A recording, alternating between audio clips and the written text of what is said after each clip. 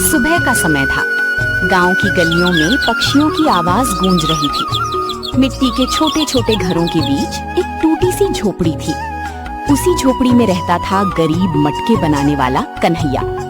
उसकी 64 साल की बूढ़ी माँ पार्वती देवी और उसकी 22 साल की पत्नी रागिनी भी उसी घर में रहती थी। कन्हैया सुबह सुबह नदी के किनारे से मिट्टी लाता, पूरे दिन चाक पर मटके बनाता और शाम को उन्हें बेचकर जैसे तैसे घर का खर्च चलाता था। उसकी माँ पार्वती देवी की उम्र 62 वर्ष हो चुकी थी। उनके हाथ कांपते थे और कमर झुक गई थी, लेकिन फिर भी बेटे का बोझ हल्का करने के लिए वे जितना हो सके उतना काम करती थी। लेकिन उसी घर में एक और इंसान रहती थी, रागिनी। 22 साल की रागिनी सुंदर थी, लेकिन उससे कहीं ज्यादा घमंडी, आलसी और लालची थी। अरे राम, हाथ अब पहले जैसे नहीं रहे। फिर भी अगर मैं थोड़ा बहुत काम ना करूं तो मेरा बेटा अकेला कितना करेगा। भगवान बस उसे सुख दे देना। उसी समय भीतर से रागिनी की तेज आवाज आती है। अरे माँ जी, इतनी धीरे धीरे झाड़ू लगाएंगी तो दोपहर हो जाएगी। मेरी नींद भी खराब कर दी, थोड़ा चैन से भी नहीं रहने देती। बहू, मैं तो बस आंगन साफ कर रही थी। सोचा जब तुम उठोगी तब तक सब काम हो जाए। काम हो जाएगा आपसे? आपसे तो एक घड़ा भी ठीक से नहीं उठता। हर समय बेटे के सामने सीधी बनने का नाटक करती रहती हो। पार्वती देवी चुपचाप सिर झुका लेती हैं।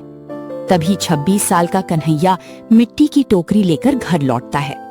माँ, ये लो मिट्टी ले आया हूँ, आज अच्छे मटके बनेंगे।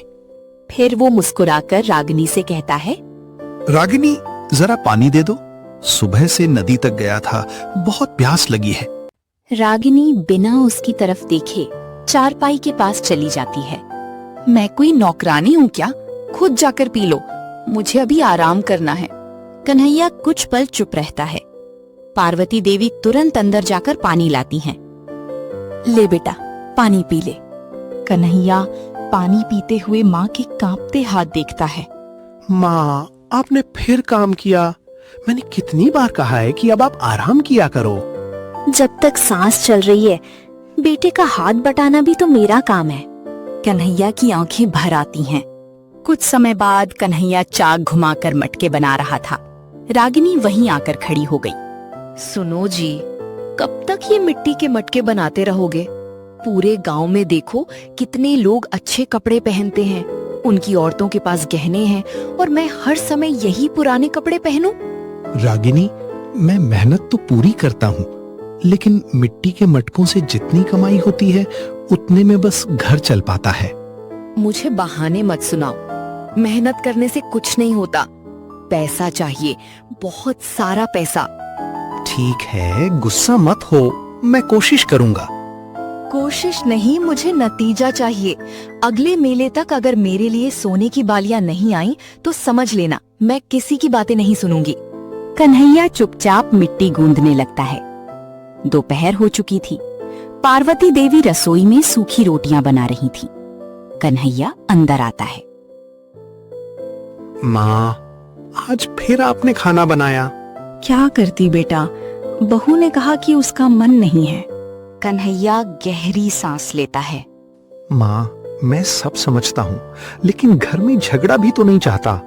बेटा, घर प्यार से चलता है, गुस्से से नहीं। तू बस धैर्य रख, शायद एक दिन बहू बदल जाए। मैं भी यही चाहता हूँ माँ। शाम को कन्हैया मटके बेचने बाजार जाता है। एक बुजुर्ग ग्राहक आता है। बेटा, एक बड़ा मटका देना। जी काका। कन्हैया सबसे अच्छा मटका निकाल कर देता है। कितने पैसे हुए बेटा? जितनी वाजिब कीमत है उतनी ही दीजिए। बुजुर्ग खुश होकर पैसे दे देते हैं। पास खड़ा एक दूसरा दुकानदार धीरे से कहता है, कन्हैया, तू बहुत सीधा है, थोड़ा ज्यादा दाम मांगा कर। नहीं काका, किसी की मजबूरी देखकर ज्यादा पैसे लेना ठीक नहीं। दुकानदार मुस्कुराकर सिर हिला देता है। कन्हैया कुछ पैसे लेकर घर लौटता है।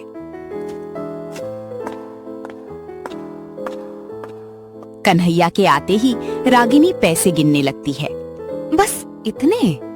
पूरे दिन की मेहनत के बाद भी इतने थोड़े? आज बाजार में लोग कम थे, मैं क्या करता, तुम ही बताओ। मुझे कुछ नहीं सुनना। इतने पैसों में तो मेरा एक सपना भी पूरा नहीं होगा। रागिनी उस पैसे को फेंक देता है।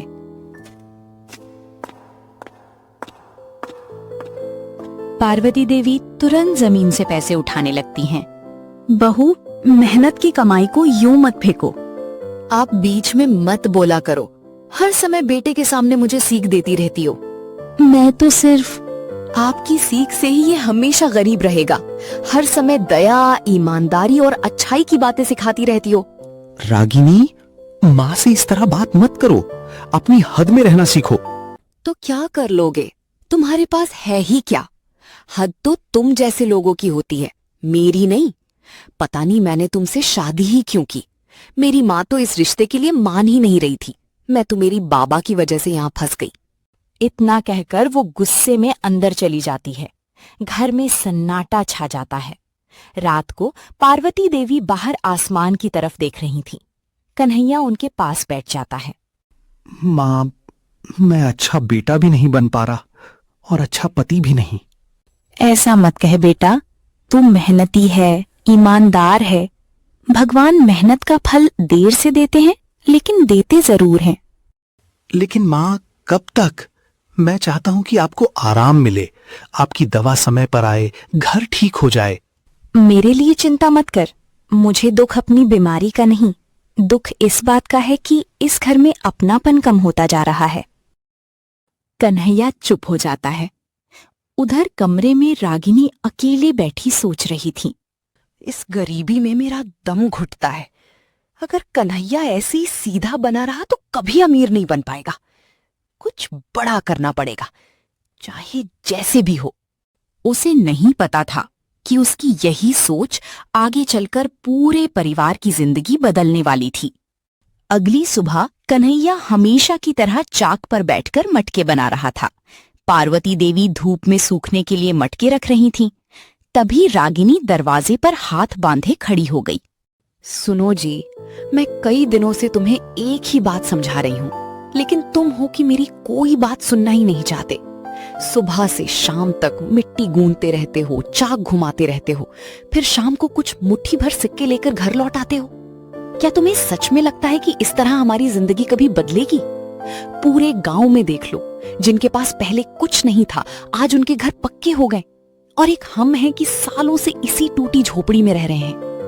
मुझे भी अच्छा पहनने का मन करता है, त्योहार पर नए कपड़े पहनने का मन करता है, लेकिन मेरी किस्मत ही खराब है कि मेरी शादी एक ऐसे आदमी से हुई जो सिर्फ मेहनत करना जानता है, आगे बढ़ना नहीं। रागिनी, मैं तुम्हारी हर बात समझता हूँ। मुझे भी अच्छा नहीं लगता कि माँ इस उम्र में काम करें या तुम अपनी इच्छाएं पूरी ना कर पाओ, लेकिन मैं क्या करूं? मैं चोरी नहीं कर सकता, किसी को धोखा नहीं दे सकता और किसी की मजबूरी का फायदा उठाकर पैसे भी नहीं कमा सकता। मेरे पिता ने मरते समय एक ही बात सिखाई थी कि मेहनत की कमाई कम हो सकती है, लेकिन उसमें बरकत होती है। मैं उसी रास्ते पर चल रहा हूं। हो सकता है आज हमारे पास कम हो, लेकिन मुझे भरोसा है कि एक दिन हमारी मेहनत जरूर रंग लाएगी। बस यही बातें, भरोसा, ईमानदारी, मेहनत, इन बातों से कभी किसी का घर नहीं चला। अगर ऐसा ही चलता रहा तो आज तुम्हारी माँ को इस उम्र में धूप में मटके नहीं सुखाने पड़ते। तुम सच से भाग रहे हो कन्हैया। दुनिया चालाक लोगों की है, सीधे लोगों की नहीं। बहू, बेटा जो कर रहा है मेहनत से कर रहा है। गरीब होना कोई अपराध नहीं होता। इंसान की पहचान उसके पैसे से नहीं, उसके संस्कारों से होती है।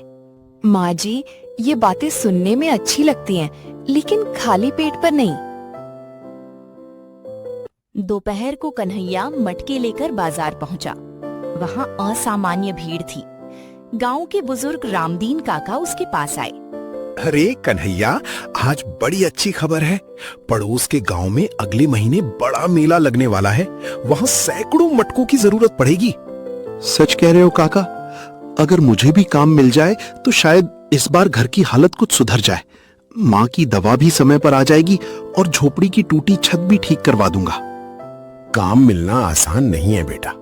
जो समय पर और अच्छे मटके देगा, ऑर्डर उसी को मिलेगा। मेहनत बहुत करनी पड़ेगी। मेहनत से मैं कभी नहीं डरता काका। अगर दिन में 12 घंटे काम करना पड़े, रात में भी चाक चलाना पड़े, तब भी करूंगा। बस भगवान इतना साथ दे कि इस बार मेरा काम किसी को पसंद आ जाए। यही बात मुझे तेरी सबसे अच्छी लगती है। तू मेहनत पर भरोसा करता है। भगवान करे इस बार किस्मत भी तेरा साथ दे। शाम को कन्हैया तेज कदमों से घर पहुंचा। माँ, आज बहुत अच्छी खबर मिली है। अगर सब ठीक रहा तो अगले महीने हमें सैकड़ों मटके बनाने का काम मिल सकता है। अगर ये काम मिल गया तो कई महीनों की चिंता एक साथ खत्म हो जाएगी। मैं सबसे पहले आपके लिए दवा खरीदूंगा, फिर इस झोपड़ी की छत ठीक करवाऊंगा। भगवान तेरा भला करे बेटा। मैं तो हमेशा यही प्रार्थना करती हूँ कि तेरी मेहनत रंग लाए। तूने कभी किसी का बुरा नहीं किया, इसलिए मुझे भरोसा है कि भगवान भी तुझे निराश नहीं करेंगे। तभी रागिनी कमरे से बाहर आई।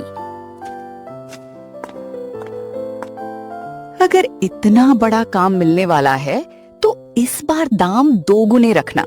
लोगों को जरूरत होगी तो वे खुद ज्यादा पैसे देंगे। मौका बार बार नहीं मिलता।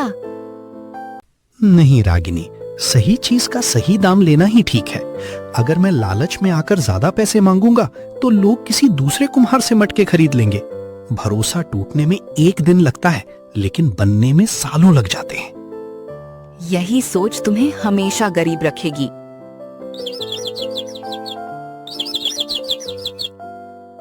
अगली सुबह सूरज की पहली किरण आंगन में पड़ी ही थी कि कन्हैया हमेशा की तरह चाक के सामने बैठ गया। उसके हाथ तेजी से घूम रहे थे, लेकिन चेहरे पर एक अलग ही उम्मीद दिखाई दे रही थी। पार्वती देवी धीरे धीरे तैयार मटकों को उठाकर धूप में रख रही थीं। उम्र की वजह से उनके हाथ कांप रहे थे, फिर भी वे बेटे का काम हल्का करने की कोशिश कर रही थीं। उसी समय रामदीन काका तेजी से उनके घर पहुंचे। अरे कन्हैया, आज तुम्हारे लिए ऐसी खबर लाया हूँ जिसे सुनकर तुम्हारी महीनों की चिंता दूर हो सकती है। आइए काका, इतनी सुबह सुबह कैसे आना हुआ? सब ठीक तो है? सब ठीक ही नहीं, बहुत अच्छा है। पड़ोस के गांव के मेले की समिति ने पूरे इलाके के मटके देखे हैं। उन्होंने कहा कि सबसे मजबूत, सबसे अच्छे और सबसे साफ मटके तुम्हारे हैं। अगर तुम 5 दिनों के अंदर 200 मटके तैयार कर दो तो पूरा ऑर्डर तुम्हें मिलेगा। कुछ पल के लिए कन्हैया कुछ बोल ही नहीं पाया।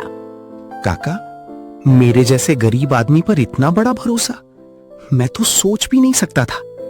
200 मटके बनाना आसान नहीं होगा, लेकिन अगर भगवान ने साथ दिया तो मैं दिन रात एक कर दूंगा। माँ की दवा भी समय पर आ जाएगी, घर की टूटी छत भी ठीक हो जाएगी। सबसे बड़ी बात, माँ को फिर इस उम्र में काम नहीं करना पड़ेगा। इसीलिए तो ये काम तुझे मिला है। तूने कभी अपने काम में मिलावट नहीं की। लोग तेरे मटके खरीद कर खुश रहते हैं। मेहनत का फल देर से मिलता है, लेकिन मिलता जरूर है। काका, आपने हमेशा मेरा हौसला बढ़ाया है। मैं आपकी उम्मीद कभी नहीं टूटने दूंगा। दुकानदार के जाते ही रागिनी तेज कदमों से बाहर आई। उसके चेहरे पर खुशी कम और लालच ज्यादा था। सुनो जी, अब मेरी बात ध्यान से सुन लो। ये मौका जिंदगी में बार बार नहीं आने वाला। जब लोग मटके लेने आएंगे तब उनसे पहले आधे पैसे ले लेना, फिर कहना कि मिट्टी महंगी हो गई है, मजदूरी बढ़ गई है, इसलिए बाकी पैसे भी ज्यादा देने होंगे। अगर उन्हें मटके चाहिए होंगे तो वे मजबूरी में दे देंगे। ऐसे ही लोग अमीर बनते हैं। रागिनी, मैं किसी की मजबूरी का फायदा नहीं उठा सकता। अगर किसी ने मुझ पर भरोसा करके काम दिया है तो मैं उस भरोसे को कभी नहीं तोड़ूंगा। मुझे पैसे जरूर चाहिए, लेकिन गलत तरीके से नहीं। यही तुम्हारी सबसे बड़ी कमजोरी है। तुम हमेशा दूसरों की सोचते हो, अपने घर की नहीं। जरा इधर देखो, ये टूटी हुई झोपड़ी, माँ जी के पुराने कपड़े, मेरे फटे हुए दुपट्टे। क्या यही जिंदगी चाहिए तुम्हें? कभी मेरे बारे में भी सोच लिया करो। मुझे भी तो अच्छे कपड़े पहनने का मन करता है, मुझे भी अच्छा घर चाहिए। मैं कब तक लोगों के ताने सुनती रहूं? मैं तुम्हारी हर इच्छा पूरी करना चाहता हूँ, लेकिन ऐसा पैसा लेकर नहीं जो किसी के आंसू से आया हो। अगर आज मैंने लालच कर लिया तो कल कोई मुझ पर भरोसा नहीं करेगा। ईमानदारी खोकर कमाया हुआ धन ज्यादा दिन नहीं टिकता। ईमानदारी, ईमानदारी, बस यही रट लगा रखी है। देख लेना, इसी ईमानदारी के कारण पूरी जिंदगी मिट्टी में ही हाथ गंदे करते रहोगे। कन्हैया ने कोई जवाब नहीं दिया और फिर से चाक चलाने लगा। रागिनी अंदर चली गई। पार्वती देवी कन्हैया के पास आकर बैठ गईं। बेटा, एक बात पूछूं? बुरा तो नहीं मानेगा? माँ, आपके सामने मैं कभी बुरा मान सकता हूँ क्या? कहिए। मुझे बहू की बातें सुनकर डर लगने लगा है। पहले वो सिर्फ शिकायत करती थी, अब वो तुझे गलत रास्ता अपनाने के लिए मजबूर करने लगी है। लालच बहुत बुरी चीज होती है बेटा। ये पहले इंसान की सोच बदलता है, फिर उसका स्वभाव और आखिर में उसका पूरा जीवन। मैं भी सब समझता हूँ माँ। कई बार मन करता है कि रागिनी को डांट दूं, लेकिन फिर सोचता हूँ शायद समय के साथ सब ठीक हो जाए। अगर मैं भी गुस्सा करने लगूं तो ये घर घर नहीं, लड़ाई का मैदान बन जाएगा। धैर्य रखना अच्छी बात है बेटा, लेकिन हर बार चुप रहना भी ठीक नहीं होता। कुछ लोग प्यार की भाषा समझते हैं, कुछ लोग सिर्फ स्वार्थ की। मुझे डर है कि कहीं बहू का यही लालच किसी दिन बड़ी मुसीबत ना बन जाए। जब तक मैं जिंदा हूँ, मैं इस घर पर कोई आंच नहीं आने दूंगा माँ, चाहे मुझे कितनी भी मेहनत करनी पड़े। पार्वती देवी की बात सुनने के बाद कन्हैया फिर से अपने काम में लग गया।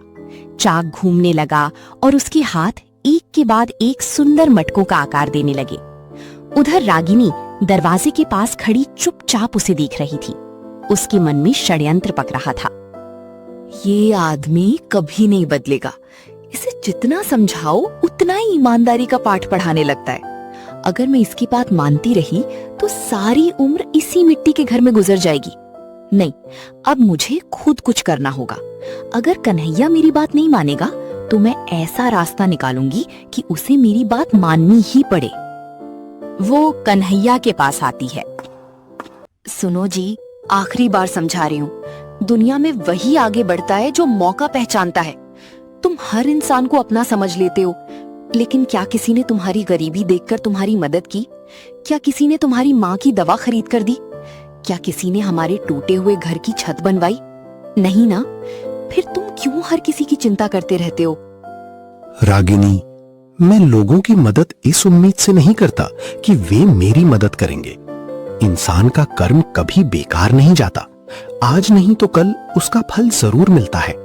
अगर मैं भी दूसरों जैसा बन गया तो मेरे और उनमें फर्क ही क्या रह जाएगा?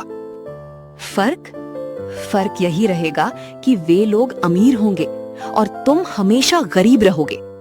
तुम्हें गरीबी से प्यार हो गया है, लेकिन याद रखना, मुझे नहीं हुआ। दोपहर तक ये खबर पूरे गांव में फैल चुकी थी कि मेले का सबसे बड़ा ऑर्डर कन्हैया को मिला है। चौपाल के पास पानी भरती औरतें उसी की चर्चा कर रही थीं। उसी समय वहां से सोहन लाल कुम्हार गुजरा। उसने सबकी बातें सुन ली। उसके चेहरे पर जलन साफ दिखाई दे रही थी। अपने घर पहुंचकर वो अकेली बड़बड़ाने लगा। कल तक लोग मेरे मटकों की तारीफ करते थे, आज हर तरफ सिर्फ कन्हैया कन्हैया कन्हैया। अगर ये काम उसने पूरा कर दिया तो अगले साल भी ऑर्डर उसी को मिलेगा। फिर मेरा क्या होगा? मेरे बच्चों का क्या होगा? नहीं, कुछ ना कुछ करना ही पड़ेगा। शाम होने लगी। कन्हैया पूरे दिन लगातार काम करता रहा। उसके हाथों में छाले पड़ चुके थे। पार्वती देवी एक बोतल में पानी लेकर उसके पास आईं। बस कर बेटा, थोड़ा आराम भी कर लिया कर। शरीर भी भगवान की दी हुई अमानत है।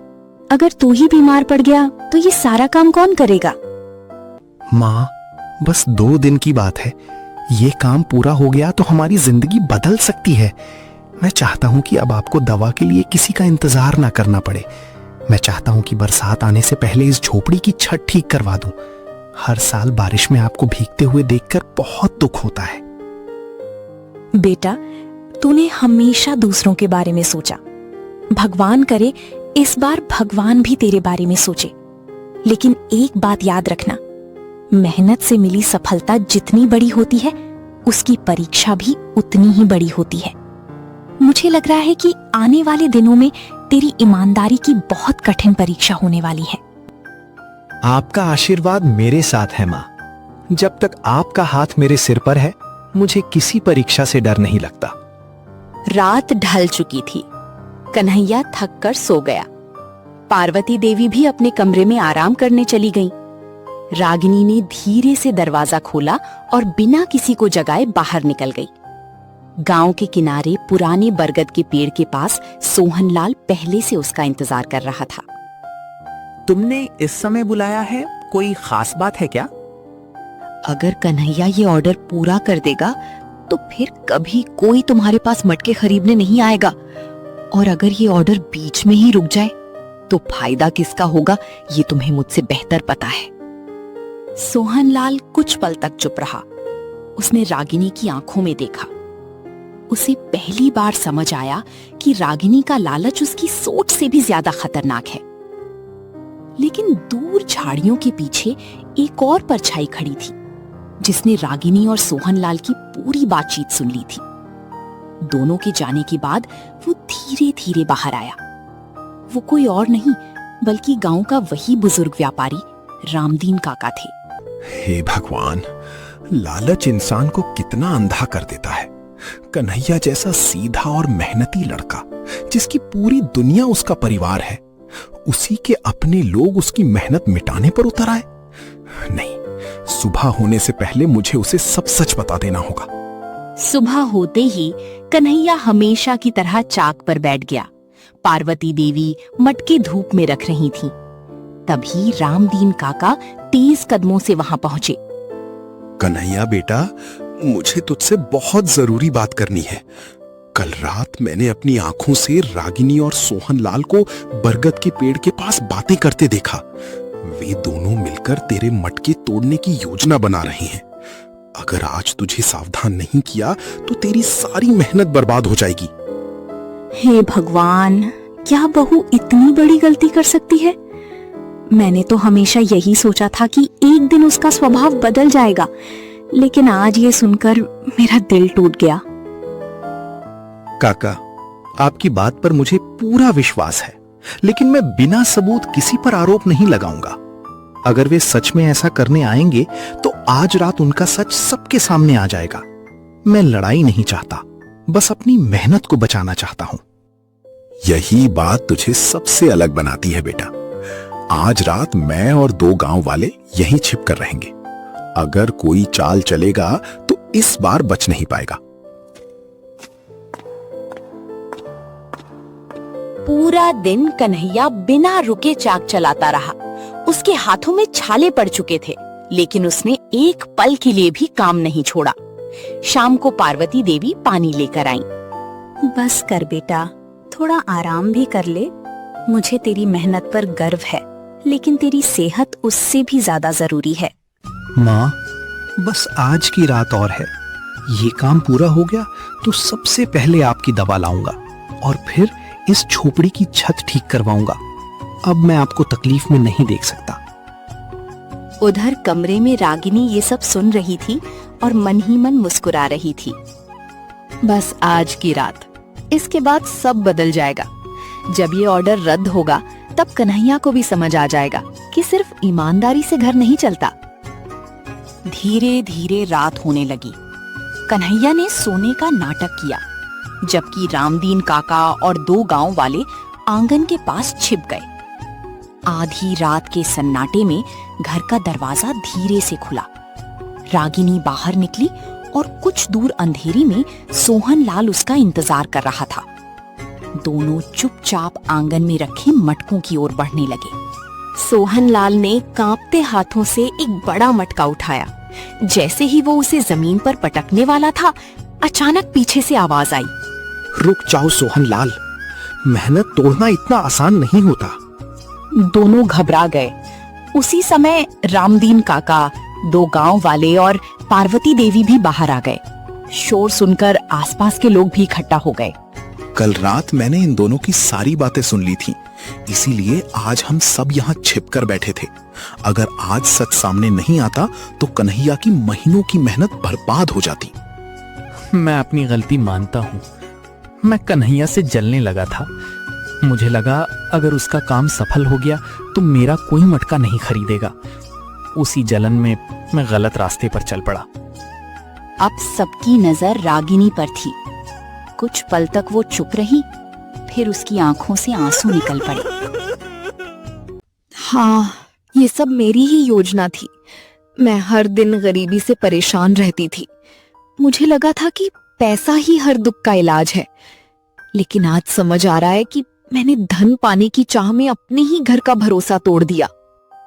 बहू, गरीबी इंसान को छोटा नहीं बनाती, लेकिन लालच जरूर छोटा बना देता है। तूने जिस बेटे की मेहनत को खराब करने की कोशिश की, उसी मेहनत से इतने सालों से ये घर चल रहा है। मुझे दुख तेरी गलती का नहीं, इस बात का है कि तूने अपने ही परिवार का विश्वास तोड़ दिया। माँ जी, मुझे माफ कर दीजिए। मैंने हमेशा आपकी सीख को नजरअंदाज किया। अगर आज भी आप लोग मुझे अपना ले, तो मैं वादा करती हूँ कि आज के बाद कभी लालच को अपने दिल में जगह नहीं दूंगी। कन्हैया, ऐसी गलती की माफी नहीं होनी चाहिए। गलती बहुत बड़ी है, लेकिन अगर इंसान अपनी गलती मानकर बदलना चाहे तो उसे एक मौका मिलना चाहिए। मैं नफरत बढ़ाकर अपना घर नहीं तोड़ना चाहता। मैं चाहता हूं कि आज के बाद हमारा घर मेहनत और विश्वास से चले, लालच से नहीं। गांव वाले कन्हैया की बात सुनकर शांत हो गए। अगली सुबह कन्हैया समय पर पूरे 200 मटके मेले में पहुंचा देता है। समिति के मुखिया ने सभी मटके देखकर मुस्कुराते हुए कहा, कन्हैया, तुम्हारे मटके जितने मजबूत हैं, उतना ही मजबूत तुम्हारा चरित्र भी है। ऐसे ईमानदार कारीगर बहुत कम मिलते हैं। अगले साल का काम भी तुम ही मिलेगा। कुछ महीनों बाद झोपड़ी की पीछे की टूटी छत ठीक हो चुकी थी। पार्वती देवी की दवा समय पर आने लगी थी। रागिनी अब हर काम में कन्हैया का हाथ बटाती और उनका सम्मान करती। एक शाम तीनों घर के बाहर बैठे थे। आज समझ आया कि मेहनत से कमाया हुआ थोड़ा धन भी सुख देता है, लेकिन लालच इंसान से उसका अपना परिवार भी छीन सकता है। सच्ची कमाई सिर्फ पैसों की नहीं होती, भरोसे की भी होती है। और एक बार भरोसा जीत लिया जाए तो वही इंसान की सबसे बड़ी दौलत बन जाता है। भगवान उसी घर में खुशियां भेजते हैं जहां मेहनत, ईमानदारी और अपनापन कभी कम नहीं होते।